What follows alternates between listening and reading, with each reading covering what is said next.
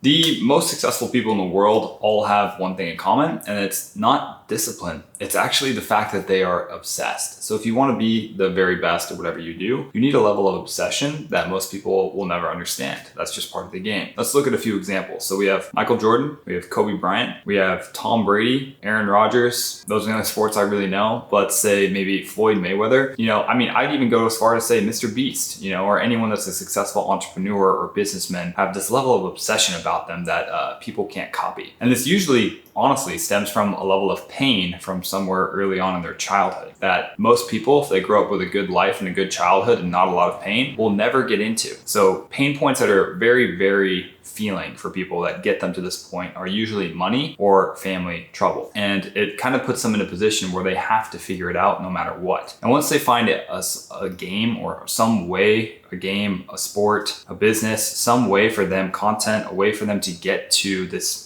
top level, then they obsess over it obsessively forever. There's no stopping them. But the thing is, you can tap into that as well. And the reason why you want to do obsession over discipline is because obsession ultimately just gets you to where you want to be. Because if you're disciplined, then sure, you can do the right things every day on paper. But if you don't have your heart and soul and you're not pouring that into something, then you're never actually going to be that successful. You'll be probably decently successful. Sure, there's a lot of people that went to school, got really good grades, were super disciplined, showed up on time, have good careers, good jobs, and they're successful. But I think I'm speaking to people that want a little bit more than that because you've already seen the path of discipline. It doesn't necessarily lead you to everywhere that you want to be. Obsession leads you to exactly where you want to be, except it's the only thing that you're going to have because you're going to say no to pretty much everything else in your life. So you're going to say no to relationships, you're going to say no to comfort, you're going to say no to shows and entertainment and movies and friends and family and girlfriends and all this other fun stuff that you could be doing. Because obsession doesn't really give way for any of that stuff. It just doesn't. It's not a real thing. But you simply can't be the best at anything if you're not obsessed. Discipline is important.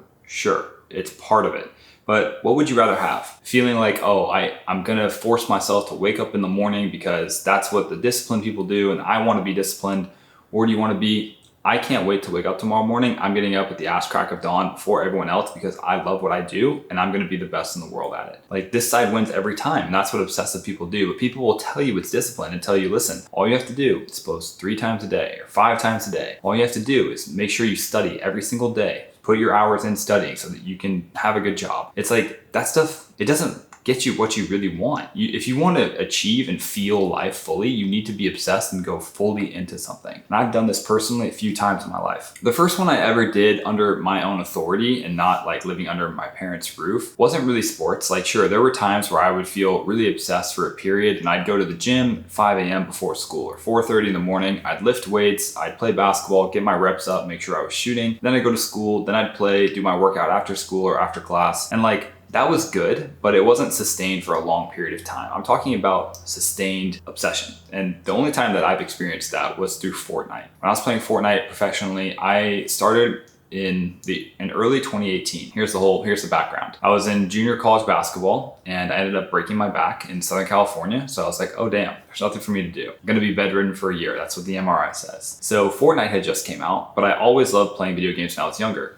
For instance, Call of Duty, Destiny, all these games I was really, really good at. And I always thought in the back of my head, if I ever got the chance, instead of just putting thousands of hours into it for no return, I would actually go all in on it and attempt to be a pro. So when I got my MRI, I flipped a switch in me. I didn't go, okay, it's over. I'm so sad about basketball. It's my dream, like all this stuff. I didn't really mourn for it. I instead looked for the opportunity that presented itself, which was, now I can do gaming full time. And most people, when they have these big letdowns, they immediately are negative about it. But the reality is God is actually pointing you in the direction that you should be going to. So what I did was look happily towards gaming and I went fully in on gaming. I went out the next day after I got my MRI results back. I went and I bought a computer and I told myself I'm going to be a professional. There's just nothing that can stop me. The game just came out. I'm going to learn keyboard and mouse and I'm going to be great. How hard could it be? If I play 12 hours a day, 15 hours a day, who's going to compete with that? Really, no one will. And that's why saturation and competition are not necessarily real things because you're only competing in the middle.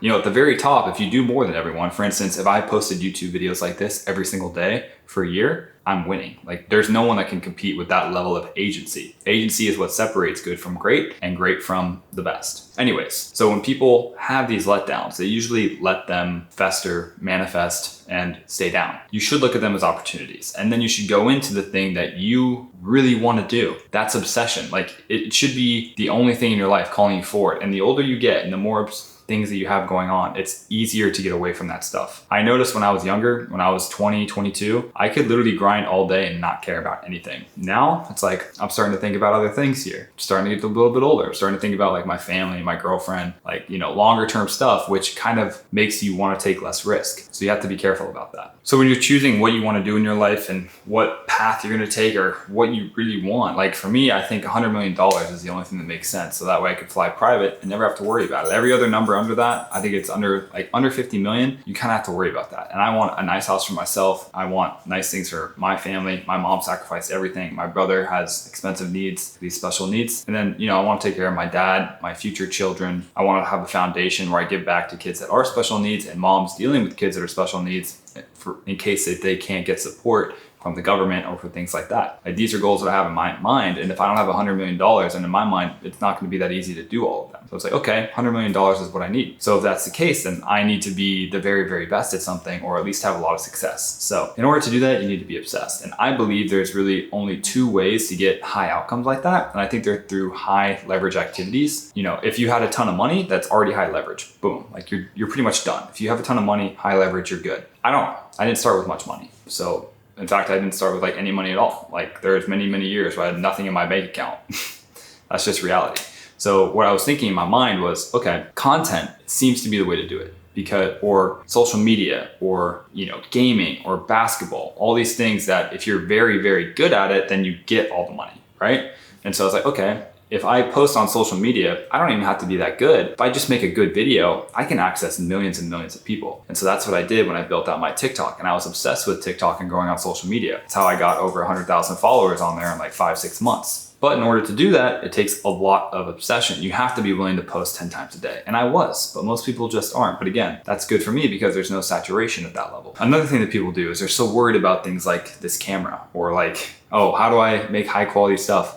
What about shooting in RAW versus an S-Log versus no picture profile in JPEG? It's like, none of that shit matters. This video has to be posted today, and if it's not, then you fail. You have to go to the gym today, and if not, you fail. Michael Jordan has to hit 500 free throws today. If not, he fails. That's how the obsessed think. So if you really have big goals, I want you to think long-term about what you need to get there. And realistically, discipline is probably not what's gonna get you there, it's obsession. So and you can only be obsessed about really one thing in your life. You can't do two. So you have to pick what it is. And eventually you kind of just have to decide what that's going to be, because you can do anything, but you have to actually believe it, first of all. And then second, you have to figure out how to do it every day. So hope this helps, guys. I think obsession is the best tool I've ever seen to get results. It's the only way I've been able to get results. You know, discipline, it gets you results, but at what level, you know? Like, do you want to play the game to win, or do you just want to play the game? And if you're just playing the game, go play a more fun game. This game is hard. You know, like the game of business and life and entrepreneurship and online business, all these things are very, very hard. Social media, content, you're competing against people that have tons of drive, tons of resources, tons of time and energy. And if you're not obsessed, you're just gonna lose. That's reality. So talk to y'all later.